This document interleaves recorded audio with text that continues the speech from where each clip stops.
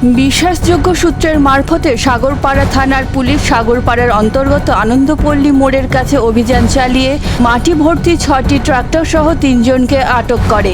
Police সূত্রে জানা যায় তাদের নাম মোহাম্মদ রাসেল শেখ, গোলাম মাসুম ও শুভঙ্কর মণ্ডল, সকলে সাগরপাড়ার বাসিন্দা।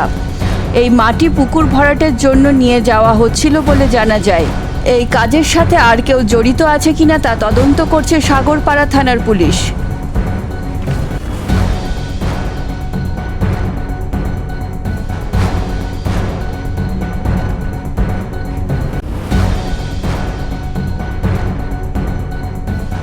ব্যাপারে একটা পুলিশকে প্রশংসাই করতে হবে যে অবৈধভাবে মাটি কাটাটা এটা ঠিক না।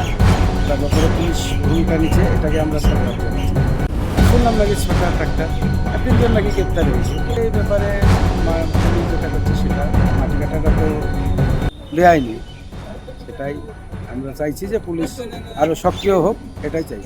এটা তো খারাপ জিনিস, ভাঙলে আবার যদি মাটি কাটে সেটা তো খুবই ক্ষতিকর। কৃষকদের ফসলের জমি নষ্ট হয়ে যাবে, ভেঙে যাবে। সাগরপাড়া পুলিশ প্রশাসনকে আমি ধন্যবাদ জানাই।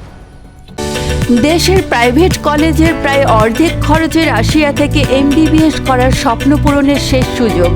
জুলাইয়ের 3য় সপ্তাহের মধ্যে যোগাযোগ করুন আমাদের সাথে 9123328643 অথবা 9434180878 এই নাম্বারে।